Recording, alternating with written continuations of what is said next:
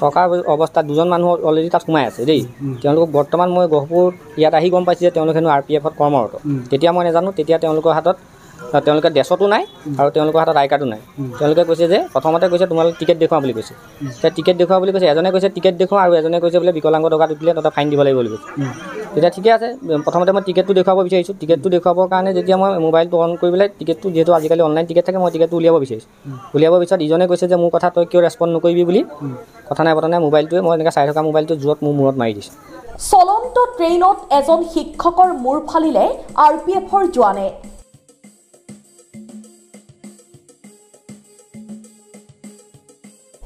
হাৰমতি higher ছেকেণ্ডেৰীৰ অসমীয়া বিভাগৰ শিক্ষক নৱজ্যোতি শইকীয়াই স্কুল ছুটিৰ পিছত গহপুৰৰ ঘৰলৈ আহি থকাৰ অৱস্থাত তাঁতিবাহা ষ্টেচনৰ সমীপত চলন্ত ট্ৰেইনত মূৰ ফালিলে ৰেলৱে পুলিচে। ইয়াৰ জোৱান দুজনক একাংশ যাত্ৰীয়ে ডবাটোৰ ভিতৰতে আবদ্ধ কৰি পিছত গহপুৰ ৰেলৱে ষ্টেচনত আৰক্ষীক চমচাই দিয়ে। গহপুৰ থানাৰ ভাৰপ্ৰাপ্ত বিষয়াৰ নেতৃত্বতো এটা আৰক্ষীৰ দল গহপুৰ ৰেলৱে ষ্টেচনত উপস্থিত হয়।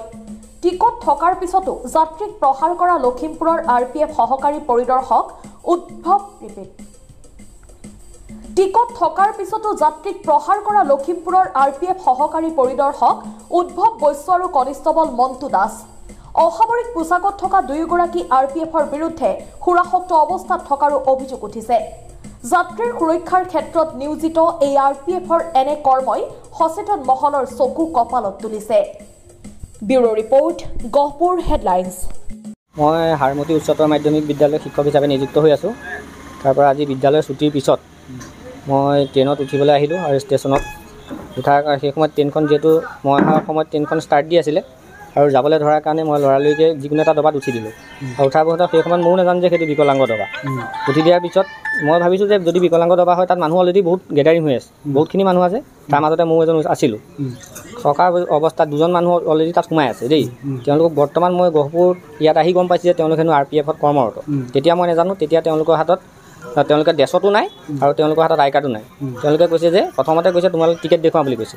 তেতিয়া টিকেট দেখুওৱা বুলি কৈছে, এজনে কৈছে টিকেট দেখুওৱা আৰু এজনে কৈছে বোলে বিকলাংগ টকাত উঠিলে তহঁতে ফাইন দিব লাগিব বুলি কৈছে। তেতিয়া ঠিকে আছে, প্ৰথমতে মই টিকেটটো দেখুৱাব বিচাৰিছোঁ। টিকেটটো দেখুৱাবৰ কাৰণে যেতিয়া মই মোবাইলটো অন কৰি পেলাই টিকেটটো, যিহেতু আজিকালি অনলাইন টিকেট থাকে, মই টিকেটটো উলিয়াব বিচাৰিছোঁ। উলিয়াব পিছত ইজনে কৈছে যে মোৰ কথা তই কিয় ৰেছপণ্ড নকৰিবি বুলি। কথা নাই বতৰা নাই, মোবাইলটোৱে মই এনেকৈ চাই থকা মোবাইলটো জোৰত মোৰ মূৰত মাৰি দিছে। আৰু মূৰত মাৰি দিয়াৰ লগে লগে গোটেই ব্লিডিং হৈছে মূৰৰ পৰা, আৰু মোক এনেকৈ গটা মাৰি দিছে। তেওঁ গটা মাৰি দিছে আৰু লগতে মূৰত মাৰি দিছে।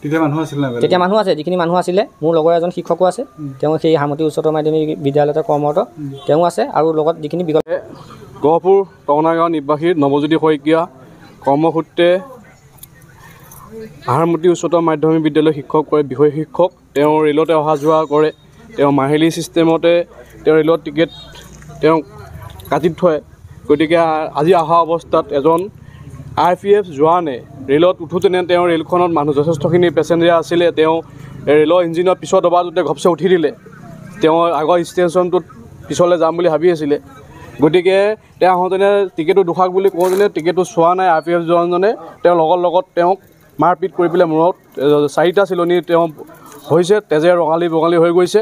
আমি তেওঁ দাবী জনাইছোঁ যে RPF জোৱানে যদিও যি ৰাইজক জনসাধাৰণক সুৰক্ষা দিব লাগে ৰে'লত, কিন্তু কৰ্তব্যত অৱস্থা নথকা অৱস্থাত তেওঁ কি কাৰণে তেওঁ ৰে'লৰ টিকেট বিচাৰিলে।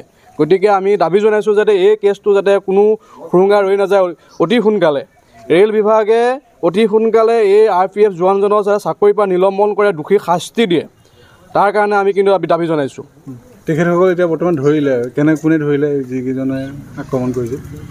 ৰেলৱে বিভাগে আৰু গহপুৰ মহকুমা প্ৰশাসনে যথেষ্টখিনি সহায় কৰিছে, আৰু বিভিন্নজন আমাৰ গহপুৰৰ আপোনালোকে হওক, সকলোখিনি সাংবাদিকক আমি ধন্যবাদ জনাইছোঁ যে সকলোখিনি উবুৰি খাই পৰিছে।